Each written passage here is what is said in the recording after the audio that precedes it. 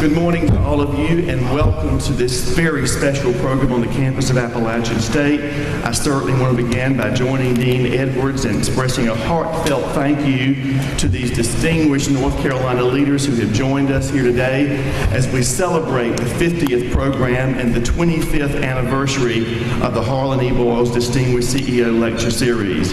Your presence on this campus makes today a very special day, and I'm speaking about the presence of our distinguished panel and to all of you that have come, students, faculty, staff, and business leaders from this region in North Carolina.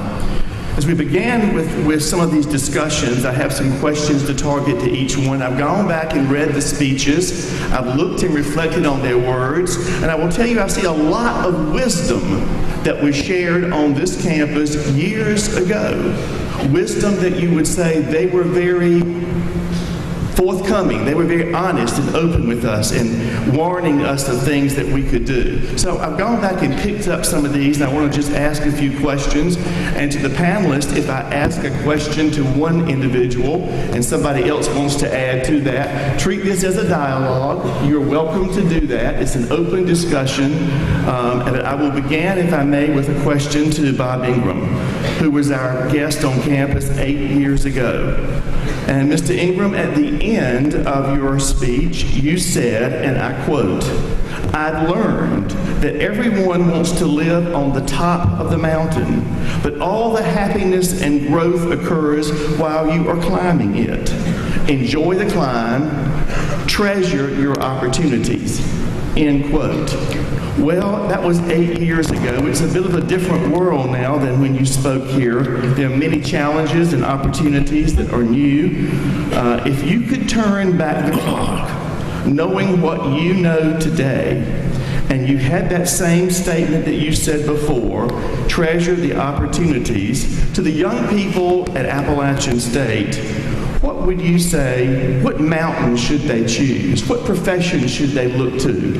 And you were on the strategic planning committee for a UNC system. So what are the opportunities that we as an institution should make sure that we offer these bright young people at Appalachian State? Well, thank you, Chancellor Peacock. And I know I speak for my friends and colleagues up here when I say what an honor it is for us to be here, and particularly for two statesmen, Senator Broyhill and former Treasurer Boyles. Obviously, the world has changed. It's become a lot more challenging in many respects. But having said that, I think young people who can think critically, who can communicate, and communication means listening as well as sending, and who can work in teams, are probably the three general areas, Ken, that I feel have even more relevance today than maybe they had in the better times. Critical thinking means being candid and critical and honest about the challenges, but also about what needs to be done in terms of solutions. Communicating means, just as I said, really listening to the people you serve, whether it be your customers, your shareholders, your fellow workers, and then working in teams. Sadly, my observation is today, in addition to debts, deficits, we have too much demagoguery. And I think if we as a society, led by young people, can show that we can have differences of view, but we don't have to start out dividing, but coming together to solve some of these big issues. I think those kind of qualities probably have even more relevance, and I must say, I see a lot of that in the young people I met this morning. One follow-up to you, please, if I may. The Walker College of Business had a little competition. They asked students to submit questions that they would like to ask you. So I want to read a question from a senior computer information systems major, Michelle Jewell, in the Walker College of Business. And her question is, and I quote, "What is the number one problem in your mind that our generation will be relied on to solve, and why?" Boy, that's, Michelle, a very good question, and I'm not sure I can give you a magic answer. But Ken, you and I heard, I thought, a very insightful presentation about the demography of our state, and for that matter, the demography or demographics of our country. And one of the, I think, most important challenges we face is the changing face of our society. We're an aging society, and we'll become more so. And as that happens, we'll have more people who require health care, who require support services. And how do we deal with that, not only from a fiscal standpoint, but from a capability standpoint? And therein lies both challenge but huge opportunities. And I think some of the programs like Ken and you and Professor Witt are doing right here in health services mean that Appalachian is going to be a great resource in terms of turning out young graduates who have those capabilities to capture that challenge. And you still stand by the statement that the joy is in the journey, it's in the climbing of the mountain? Yes, I do. I think, I'll just say, some of my most fond memories were of the colleagues, and I stepped out of the car this morning and met a young lady, Jacqueline, whose father was one of my colleagues during that journey. And I'm sure, I know Bob, who I regard as a friend and role model on my right, would tell you the same, that it's those relationships you build as you pursue your career.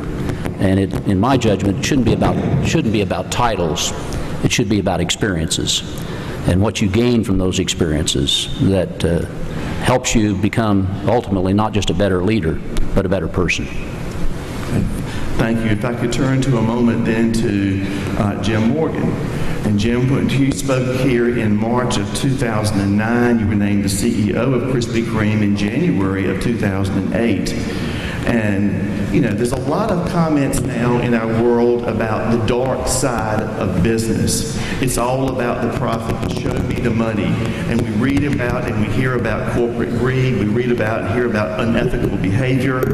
But in your comment, you said, after being the CEO there for only 15 months, you said, and I quote, "We are deeply committed to taking the product that we know, the Krispy Kreme donuts, and through that product, we want to touch and change lives.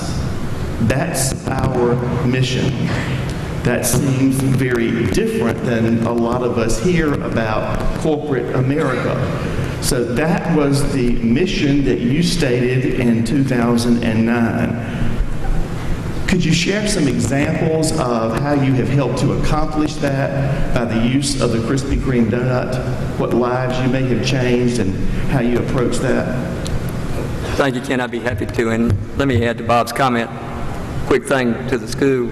Based on the students that we met this morning, your university is bountifully supplied with extraordinary young people. And I know the university appreciates it, but I urge you to continue to appreciate these young people that we met because they are uniquely wonderful. Secondly, as I mentioned a few of them, what a great place to get your degree. I've never seen a school this size care so much individually for students. So what an honor it is for all of us to be here. You know, I was a little bit naive in my time with Krispy Kreme when I spoke here, and we didn't have a formal mission statement. We were working on it, but it came out to be almost exactly what I spoke here. Our mission statement is very simple.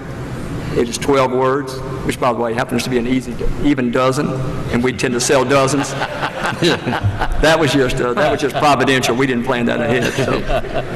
But it is to touch and enhance lives through the joy that is Krispy Kreme. And we determined that as a group that working 60, 80, 100 hours a week for donuts, even Krispy Kreme donuts, was not big enough. We had to have something bigger than that.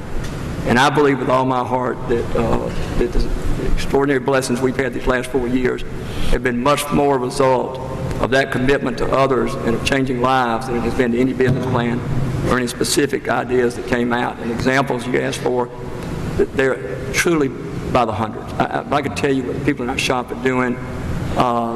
They reach out, people will come in with needs, they'll hear the story, and next thing you know, donuts are being delivered to them. My wife and I were in church one day, a lady comes up and tells a story about her sister had just died, and on her deathbed, she said 2 words. She said, "Krispy," and then she said "Krispy" again. And they got her Krispy Kreme donuts, and I'll tell you what I believe. I think our donuts are great, but I don't think she was dying needing to taste about a donut one more time. I think when she took a bite of that donut, and that was the last thing she ate on this earth, memories were flooding her. Memories of taking her children there, her grandchildren there, whatever it may be, and that's what we're responsible for. So I really do believe that our goal and our role is much greater than the corporate success. And I will also tell you this, I think we make that our priority, touching and enhancing the lives of all that we come into contact with. We'll have all the corporate success, measurable and unmeasurable, that we could ever hope to have. Thank you. You mentioned about the quality of Appalachian students, and in your speech in 2009, you said, and I quote, "During an interview process, if I have anything to do with it, if an App State diploma is in that group, that resume rises simply due to that fact." Can you tell me, please, what sets Appalachian students apart, and how do they help you, as the CEO, reach the corporate mission? Well, the commonality that I've seen in App State graduates, both at my Interstate Johnson Lane experience and now at Krispy Kreme, and one of your graduates, I don't know where Brad is. Brad Walls, our senior vice president, sitting right up there, and I think he's involved with your alumni board also. But what I see in him, what I've seen in others, is this thirst for ongoing knowledge. It isn't just that you graduate with a great degree, but somehow when you go through the undergraduate program here, you're taught to keep learning, which is so critical. And to learn that you need to keep learning is almost as important to learn what you've been told and what you've already learned. And they have absolutely, the graduates we've got, and we've got several others that work with us, have had this thirst for knowledge that helps us continue to strive to get better, thinking outside the box, not doing tomorrow what we did today and yesterday simply because it worked then, but thinking how can we continue to strive to do it better. And we have had, in both my careers, as I told a group earlier, I went from dollars to donuts. So in my dollars career and my donuts career, I've had that commonality has been there. We've had wonderful success with App State graduates. Great, thank you. To Mr. Tillman, when you spoke here in April of '98, you encouraged the students to consider a career in retailing. And you said it was a great place to be if you like people and you have a thirst and you never don't want to stop learning, which piggybacks on what Jim Morgan said. You suggested that they consider starting their career in a store just like you did. Today, given all the changes with technology, online purchasing, all that we have in our country, would you still encourage students of today to consider a career in retailing? Thanks, Chancellor. I certainly would. I think the opportunity in retailing is as great today as it was in 1998 or before that. There's about 20% of the employment in the country is in retail. And retail offers a great opportunity for growth for so many of the students here at Appalachian.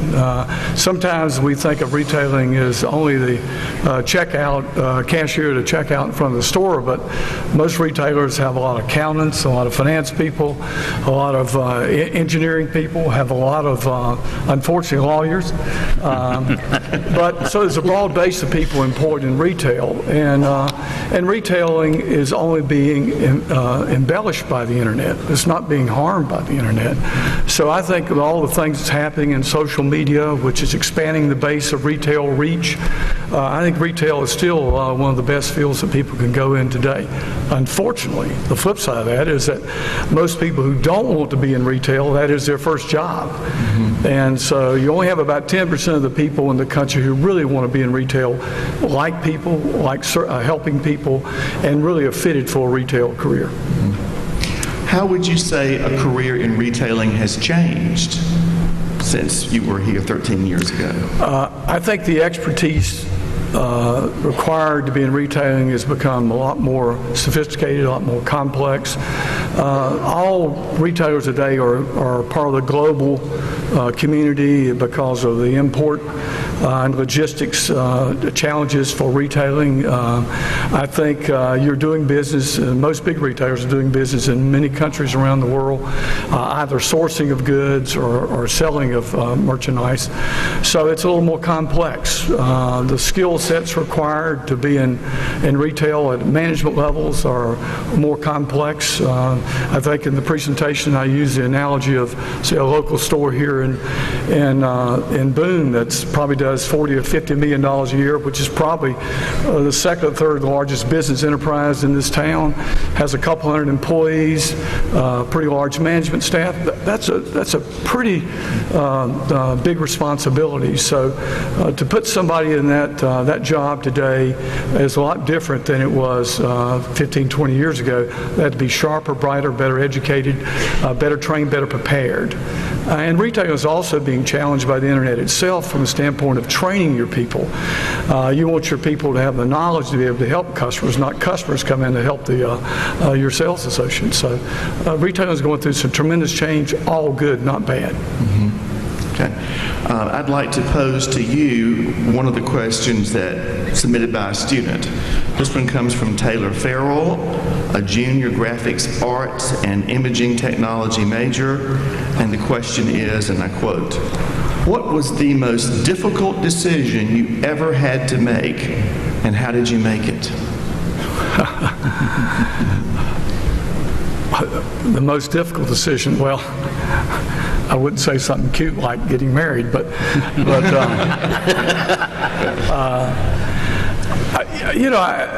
every day, every decision is big and important in a large business enterprise. Every decision you make touches a lot of lives, your employees, your shareholders, the communities at large. Probably the toughest decision I had to make was moving the corporate office out of a little town near here called North Wilkesboro, move it to north of Charlotte and Mooresville, only because it affected so many lives. But that decision was easy for me to make only because of the fact it was what was in the best interest of all the employees, all the shareholders, and all those people who were part of the Lowe's family. So the thing about being a chief executive officer is you have to make tough decisions. And if you're not willing to make those tough decisions, you shouldn't be in that job. So to me, none of them were really that tough. Once I had all the information, I'd make a decision pretty quickly because I did what I thought was in the best interest of all of the stakeholders in Lowe's. In making those decisions, you consulted with your leadership team? Right. So that's the process no you question. go through? No question. And there are always differences of opinions. And, of course, a strong CEO has the ability to clearly communicate to the team members why their idea may not be the best, and this is a better route for us to take. Even though you get all that input, eventually you have to make that call. And but the strength, the point you're making, which is so valid, no CEO runs a business by themselves. Right. The strength of any great CEO is the team they build within that organization. And the strength of the team is the strength of the company and thus the CEO. I don't know many CEOs that, what's a word that people use all the time? It's we. I mean, the truth is that I got credit for a lot of things that the team helped me accomplish. I just happened to be at the head of the team. Ken, I can actually say that I had the privilege to serve on the Lowe's board when Bob led the company and witnessed firsthand just what he said.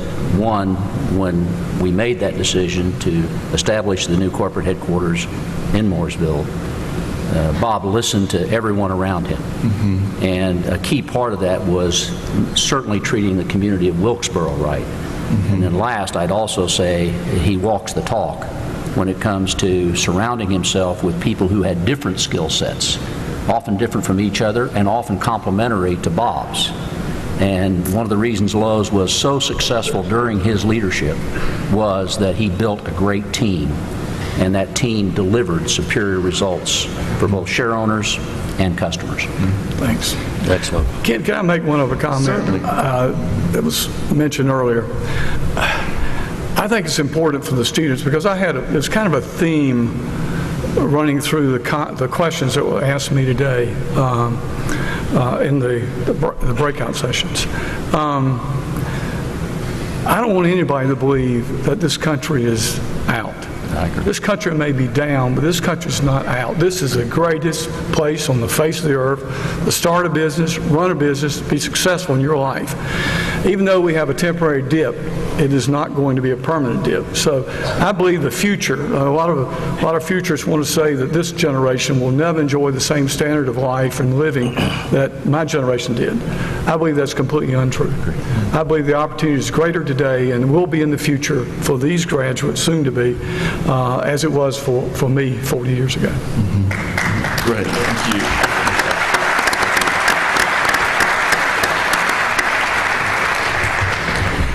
Let me move to Bill Holland for just a moment. And Bill, I saved my question for you to the last because I mean this in the most respectful of ways. You're sort of the grandfather of this group because you came here earlier.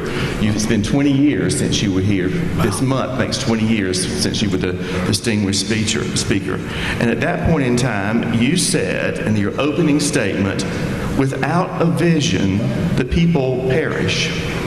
And then in your comments, you said there are 6 priorities that we should have as we look toward the next century at this point in 92. And you said they are savings and investment, education and training, technology, corporate governance and financial markets, healthcare cost, and trade policy. In your words, such initiatives should be an integral part of the larger vision that will keep our country fully competitive in the emerging global marketplace and propel us successfully into the next century. And you, building on what Bob just said, you said, your vision, I have hope and optimism for our country. You still feel that way? Thank you, Chancellor. Let me just open by saying what an honor it is to be back on campus today. I've been associated with the school here now for over 20 years, and it's a pleasure to serve with these colleagues, these distinguished colleagues.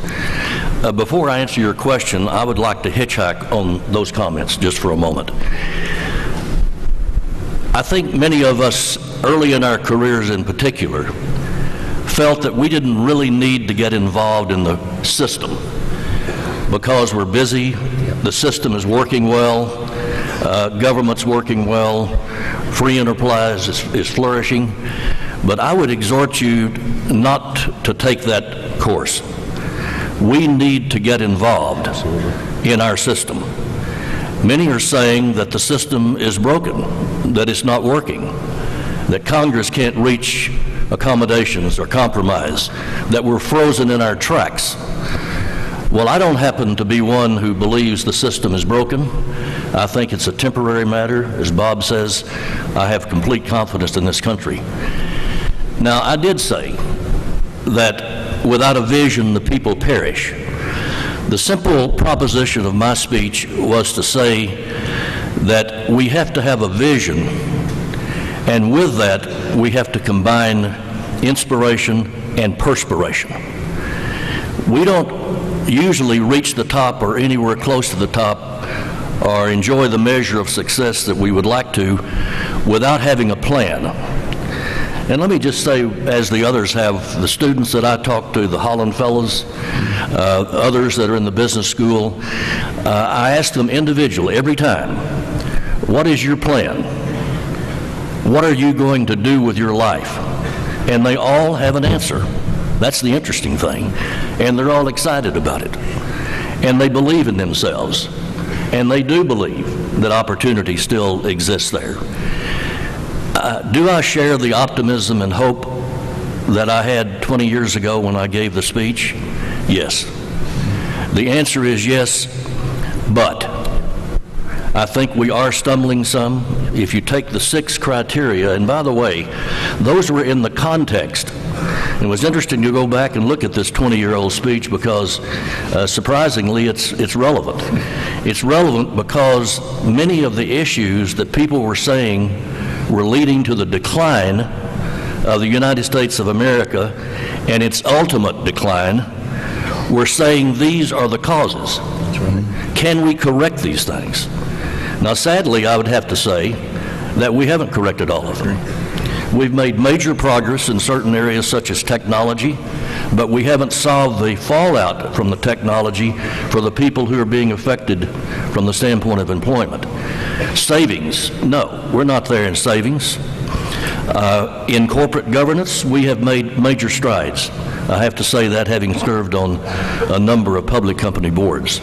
But we have a lot of work to do to get this country to the point that we want it to be, with jobs for everybody, with prosperity, people having the opportunity to be educated and join the workforce and have a family and flourish and live an abundant life. We have work to do, but I still am hopeful and I'm still optimistic. Right. You also mentioned in your comments that day, 20 years ago, that you felt that the future for America and the future, a reason for the optimism was entrepreneurial spirit, the entrepreneurial spirit. That the large corporations aren't coming, they're not hiring like they used to. Do you still feel that way?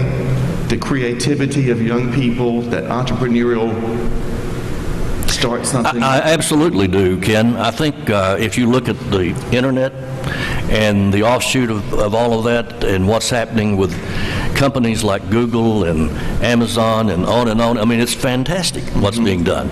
And if you go beneath those that are best known, there are other smaller startups that are flourishing every day. The creativity, the energy, the dynamism, all that's required to be an entrepreneur is still there.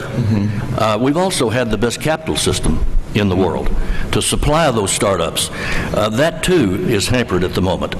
We need to unleash the capital formation. We need to make sure that we don't overregulate these businesses. And you think about a startup business going into a conventional bank today. Can he or she really get the money they need to start that venture? Very difficult. That's a problem, and we need to address that problem. But the underlying creativity, entrepreneurship, innovation is still just as great as it always was. Ken, could I just add, because I agree so much with Bill, and one thing I'd love to make sure that the students all understand is, to be entrepreneurial, you don't have to be entrepreneuring a startup company. Every piece of corporate America needs you to come in and be entrepreneurial in your thinking on behalf of them. You've got to help us think outside the box. You've got to get us out of today and yesterday. So entrepreneurship is something more than just starting a company that goes way beyond technology, and I know Bill would agree with me on that. That's right. And so if you've got entrepreneurial blood in you, believe me, you can bring it to any of the companies that we've worked for and any other company you may be interviewing with, and you can absolutely make a difference. And in that sense, you might be every bit as valuable an entrepreneur as you would be with a startup company. So just keep that in mind and get excited about that possibility. That's a good point. Very good point. Jim, to go back to you for just a moment, please. What do you see, and I've certainly appreciated your comments then several years ago when you talked about Appalachian students kind of stand out, the resumes go to the top. What do you see as being the greatest challenge, two-part question, the greatest challenge for businesses of today in the business market, and the greatest challenge of public higher education? What do we do to make sure that we can continue to have resumes that, in your eyes, rise to the top? May I give the second part of the answer first? Sure. As far as the challenge in public education? And I feel like App State is doing this, but it's almost like what I said about coming into a company. Just be sure that they're being prepared for what's there today and tomorrow as opposed to what was there yesterday. So all this change and evolution we're talking about, we need to be providing them in the classroom the awareness of that and the excitement of that, and get them prepared to go pursue their own dreams. And I might throw out on that, and I said this a few years ago, but as you're preparing for whatever you think your dream career may be, I just urge you with all my heart to be sure that you're pursuing your dream, your passion, your love, not someone else's dream or passion or someone else's dream or passion for you. So if we have that part of it, if that education's staying up and they're going somewhere where they can be excited, where they know they can make a difference and where they can put all their full self into it, then I think the challenge of corporate America is to accommodate them. I think our challenge is, number one, we see so many qualified people that we know can come in and make a difference. So I think what we've got to do is not get them excited about the future coming with us and then bring them in and sort of mold them into who we are. We've got to help them mold us into what we should be. And I think for most companies, that's a challenge, quite frankly, is moving forward and being willing and able to evolve, particularly when the younger people that are pushing that way, and those of us that are old salts, think we still know something. So we need to learn to listen to you better and be led by you. One thing I'll say about leadership, don't think you have to wait until you're our age to be a leader. You are a leader right now, and you can be a leader from the back of the row, from the back of the line, and from the bottom of the hierarchy. Leadership is not just being at the top. Leadership is who you are and how you go about it, what you project, how you think, and how you implement that into the lives of those around you. And if you've got passion for what you're doing, I can almost guarantee you will be a leader, and that will be recognized, and you will have a bright, bright, bright future. Chancellor, may I add to that? Certainly. I think when you graduate from this university and you'll go into the workforce, you should say to yourself, I have a lifetime of continuing education. It is so hard to stay in the workforce that I've experienced this myself for 40 years or whatever it may be and continue to be relevant and up to date. So it never stops. I gave the illustration when I first started my career. I dictated to an assistant, to a secretary. She transcribed my work and gave it back to me, and I edited it. Now, how relevant is that today? So we have to look at life as being a continuing journey, and we're never finished with learning and improving our performance.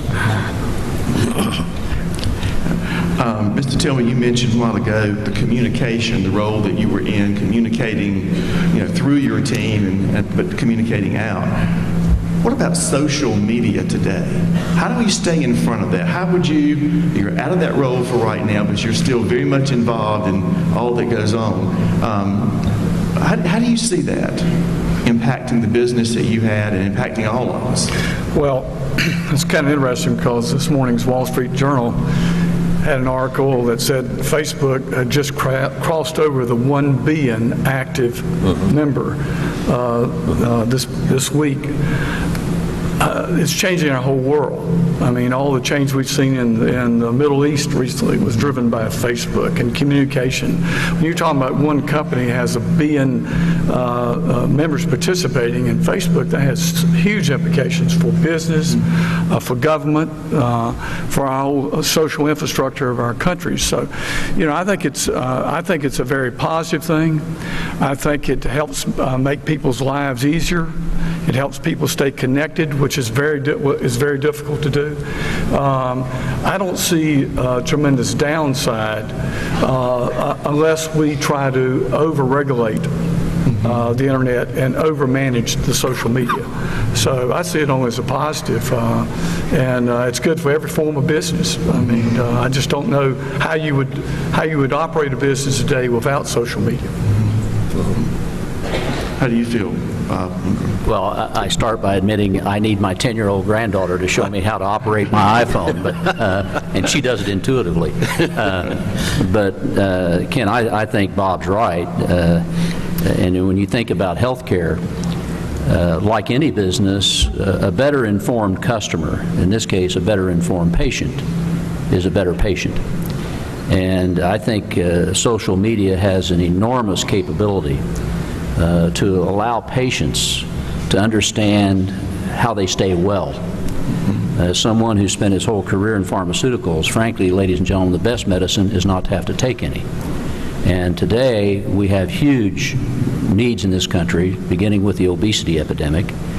And the more we can use, let's say, social media, Ken, as a tool to help young people, because these habits sadly often start when we're young, to understand how they can live a longer and better life and also cost less. Social media can be a real tool to help gain that knowledge and gain that understanding. So I think as Bob said, it's an asset. Ken, I think it's the most empowering thing that we've had in the ability to communicate, and it's a little scary for some retailers when as example, a customer can go in the store and looking at a television and tweet their friends and say, tell me about this brand of television, and they get 50 responses saying, you don't want that brand, you want this one. You don't want that store, you want this one. So it puts a lot of pressure on anybody in business today to be aware and be connected to the social media network, because if not, you'll get passed by.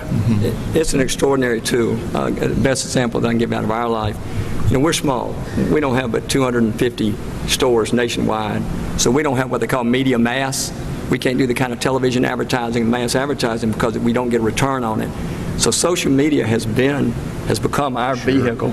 We're small, but we've got, I think it's about 4.5 million Facebook friends, for example. So very quickly, July 13th was our 75th anniversary.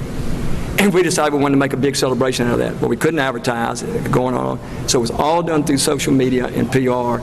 And by 40%, we had the biggest day and the biggest week that the company has ever had in history. And it was all promoted through social media and PR that accompanied that. So it is a powerful, powerful, powerful tool.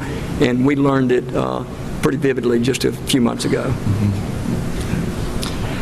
Switch subject just a moment, please, and back to Bill Holland. Bill, you in your comments referred to the global marketplace, and this was 20 years ago, and you have been extremely helpful to this institution in providing for the opportunity for young people to learn about other countries, other cultures, other traditions.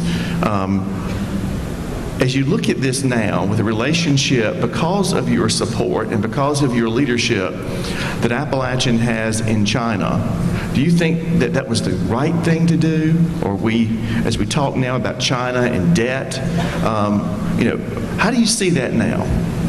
I see it exactly the same way. I think globalization has occurred. It's going to continue occurring. We are going to continue being in a more competitive environment. And in the speech 20 years ago, it was interesting on the subject of America's declinism. If in fact it's there was a debate about whether we're declining or whether other countries are simply coming up on parity with the United States. Interestingly enough, in that speech, I mentioned Japan and Germany, but not China. Well, today you would obviously mention China first. And that just shows you that just in the space of 20 years, what can happen in terms of the competitive environment and this whole subject of job creation, outsourcing, but for students, relating it to this specific situation. I think that is one of the best things that we can do is teach and give them the tools to compete in the global environment and send them out into the world. I remember I was reared in rural Oklahoma and had not been exposed to the world. As I got into the corporate world and began traveling to Europe and to Asia and seeing how other cultures operate, how they think compared to us, it's like a liberal arts education. Why do we take a liberal arts education? To broaden one's understanding and ability to think. And that's what happens as you become more and more global. So it's here to stay, Ken. We've got to train our students and have them embrace it like we do through the program you have here. Right. Thank you. Ken, let me add something on China. I think it's great that you have the relationship with the university there. As China has grown over the last 20 years and become more of an economic power in the world, I think it's really going to be interesting to see what China's going to do in the next 10 to 15 years. Because China's going through a tremendous change. I mean, we're free people. We're a free nation. If you look at the competitors around the world, the third world countries like China, or you look at India where you have a caste system where people locked in and can't move, have mobility, upward mobility. Well, China's going to demand to be more like the United States. Facebook's helping that. Social media is helping that. But also, China's going through a major change with a all-new administration, a set of leaders that were all educated in the United States, a new young set of leaders. So China is going to make a transition to be more like us, not us trying to look more like China. So I think it's going to be interesting to see what's going to happen in the next 10 years. China will struggle to stay competitive on the global market as they continue to go through this transition. I would agree. Okay, one question I want to ask each of you, and I will start down here with Bill Holland. In speaking with a student one-on-one, if you had that opportunity today you're speaking to a group of 1,000, but if you could speak to a student one-on-one, I'm going to ask this same question of each down the row here. What one piece of advice would you give them? What one thing would you say is the most important for them to be successful, happy? Well, at the risk of sounding immodest, I would go back to the same advice that I gave 20 years ago. And it has come up here in the discussion already this morning. And the first thing is to look yourself in the mirror and say, who am I? Mm-hmm. What are my talents? What is my aptitude? What do I like to do? And then fashion that vision, the plan.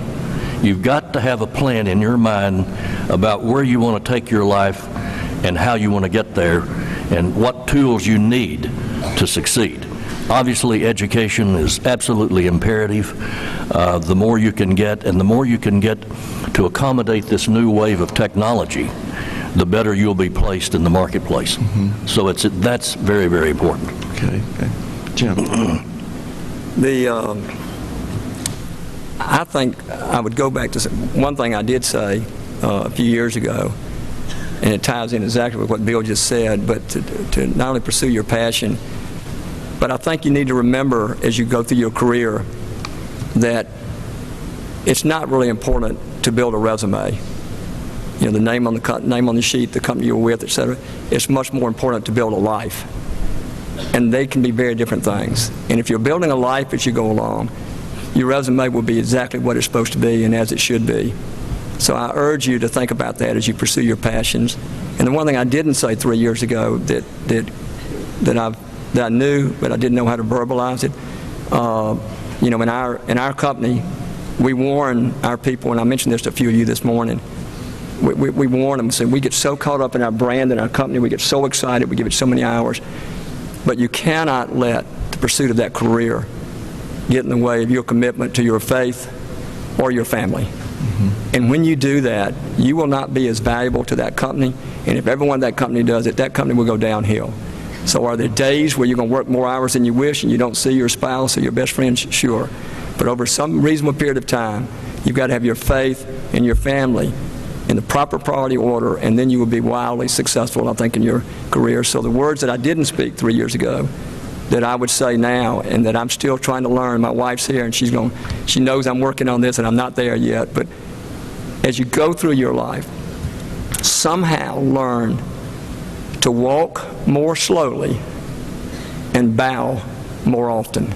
And if you can remember those two things, I think it will add greatly to your inner joy and therefore your success under the truest definition of the term success.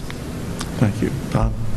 Well, I really have to echo both Bill and Jim. That is wonderful, wonderful advice. I would just paraphrase by, it's been my observation that people who take that honest, Bill, self-inventory, who are you? Be yourself. Be honest with yourself about what it is you enjoy, what it is that interests you, and marry that, if you will, against what you see as opportunities. Pick good mentors.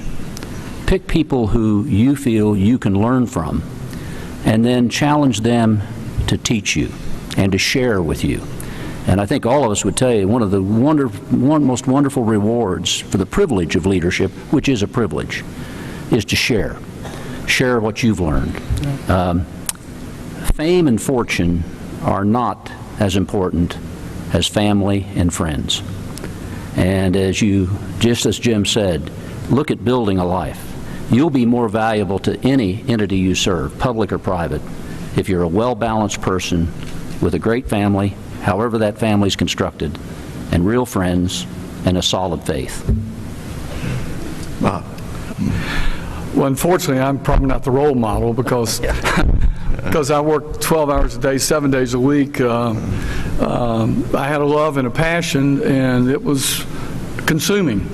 You really don't become a chief executive officer of a $40, $50 billion company and not have that passion for that business and that commitment to that business. But and of course, I'd first of all say not many people should ever want to be a CEO because it's a lifestyle that's not as glamorous as some might think. I don't think anybody can be successful doing anything they don't enjoy. I think that passion for what you're doing provides the return of success. I think the other thing is I think we're in a global world, whether we like it or not. It's a different environment, and the need to have education beyond a basic education or an undergraduate education is paramount. You're not competing with the student next to you in the classroom. You're competing with the student in London or the student in Brazil or the student in Shanghai. So I think you've got to be smarter, brighter, and more capable. And to get there, you have to recognize that an undergraduate degree today is not what it was, and when you've got so many people sitting out there with graduate degrees who have job experience that you're going to go out there and compete against. So I think you've got to have as much education you can get in the area and be focused in that area. And the other thing too is very important. Whatever you do in life, do it successfully at every stage of your life. It's not a fear of failure, because some psychiatrists say that's a terrible thing for you to tell young people, but the truth is you build on successes. And that's how you build your career, and that's how you build the whole life process. And so whatever you commit to do it the best you possibly can, because if you're not willing to make that commitment, you're not going to be very successful at all. Another question I want to ask each of you, and this is not in the personal context, it's in the professional context of this. And I'm going to reverse the order this time, so I'll start with Bob Tillman down here at the end. What in your professional life, the 12-hour days, 7 days a week, what in your work life, what is one of the most memorable moments that you had? Some point in time when an employee, a family member, a friend, or something said something, or something happened, and you realized, for me, as Bob, Jim, and Bill, that life would not be, life has changed. Life will be different now. A moment that you can remember in time that you said, this is one of these life-changing, life-altering, life-enriching moments. Well, I'm going to make more of a general statement. We all have certain talents and certain skills. And I think the greatest skill I had as a chief executive officer is I could often see more in people than they could see in themselves. Okay. And I felt like I had the capability of bringing out the best in those people. So seeing someone who felt they were here in life go much higher and achieve much more than they themselves ever dreamed they could was the greatest satisfaction for me, because they did it. All I did was give them an opportunity and open up that door for them. So to tell you of one instance, there were thousands of instances that I saw people rise far above what they ever dreamed they could do in life, and that was the greatest satisfaction to me, was seeing that accomplished with those people. I'll try and be concise, Ken. The privilege of working in the life science field is, at the end of the day, it's about serving a patient. Right. And when I arrived at Glaxo in 1990, I'd been there about a year, and I got a call from former Surgeon General Koop. Many of you may remember Surgeon General Koop. He's still alive, by the way, at 101. And he called me that day to say, Bob, I need your help. He had been contacted by an oncologist in Ohio. There was an 11-year-old little girl named Elaine Urch who had osteosarcoma, bone cancer. She had a huge tumor on her cervical spine, and they told her family they could operate and remove the tumor. It would leave her spinal column in a precarious state. They'd have to put her in a halo, and the only chance she had to live was to get a medicine that Glaxo at that point had in development, a drug called ondansetron, now known by the brand name of Zofran. And it wasn't yet approved by the FDA, and our clinical trials had closed, and our compassionate use program had ended. So it was against the law at that point for us to allow any more patients on that medicine. He said, Bob, I've got an appointment for you and me tomorrow morning with Frank Young, who was then the commissioner of the FDA. I'll see you there. So my first call was to my general counsel saying, can I go? And he said, well, you can go, but you can't commit to anything. Well, we got there. Make a long story short, Commissioner Young asked me if we could get the medicine to this little girl, and I said, well, you know and I know that's against the regulations. He says, Bob, forget the regulations. I'll cover you. Well, we got the medicine to this little girl, and 14 months later, when we got our approval, this little girl who was bald but free of cancer came to thank us. Today, Elaine Urch is a physician. She has 4 children, and every year she writes me a letter to thank us for what we did. And it was a reminder to me, but more importantly, I hope to all my colleagues, of the privilege we have to invest in science, and through that investment, develop and deliver a better answer to patients. Thank you. Jim. That's great. That's fabulous. It really is fabulous. Mine's hard, so let me just give you one. I don't know whether it's the one, but it is certainly one that I remember in my current career. Peggy and I decided, I came out of retirement to come into Krispy Kreme 4.5 years ago, and we came because we felt like that's where I was called to be. And so when I got there, several things, I discovered more problems than I thought were there. I'd been on the board for a few years at that point in time, so I thought I knew what I was going to find, but I didn't. I only knew the surface, and I began to find the depth. Brad, who's up there now, and I got together one day. I had been there long, and he had to inform me the bad news. It looked like we were being defrauded out of close to a couple $1 million, which today we would care, but we would blink. But when you're in violation of all your bike covenants and you have no cash and you got, more debt than anybody thinks you could ever repay, a couple $1 million is pretty important. And also, I was looking for affirmation on my decision, and that wasn't the affirmation that I'd been looking for. So I'm sort of, in this stage there, and we're fighting, and yet I'm trying to make sure all of our team members are excited about the future. We had our first all-team member meeting. I can't remember what I said or what others said, but I'll tell you, in that meeting, during the meeting, looking at the faces and the smiles and recognizing that that group was going to have faith in me, that I came out of an industry that had nothing to do with donuts. I'd been on watch as a director for the last few years and therefore had to bear some of the responsibility of the way the company went downhill. And yet, in spite of that, they were going to believe in me, have faith in me, and let me be a part of their lives. It was made clear in that meeting they were, through smiles and reactions. It was the affirmation that I needed in both my personal and my professional life at that point in time. And it sent me skyrocketing on a high that I've never gotten off of. And so, therefore, they were people like you, students. Some of them had just gotten out of school. It was the younger, quote, lower level, although we don't believe in levels in our company, but it was the newer people in our company that were the mass part of that, and I will never forget that day or that moment and the gift of the 4 years they've given me since then. Thank you. Bill. Well, I'm somewhat like Bob. I have to admit that I was something of a workaholic in my career.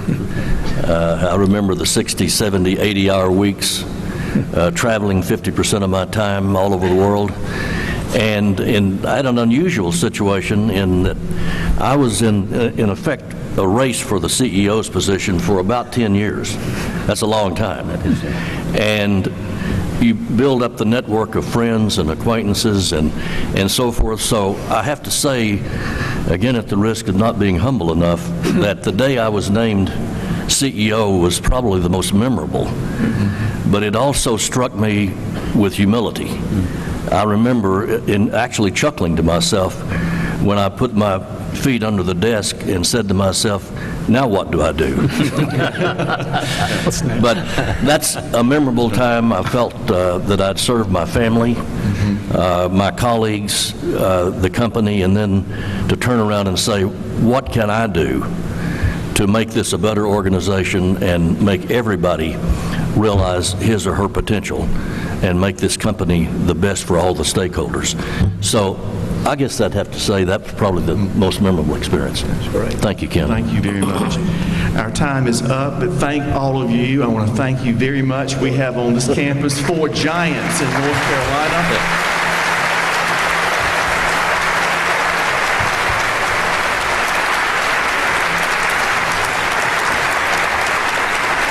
It's been an honor honored to have you here. We can talk a lot longer, but our time is up, and I'm getting that signal. But I do want to thank you very much and for coming and sharing from the heart. You have demonstrated, you haven't just talked about it, you have demonstrated what you referred to, I think, Jim, as this authentic leadership. Be who you are, embrace it, and move forward. Thank you very much to all of you.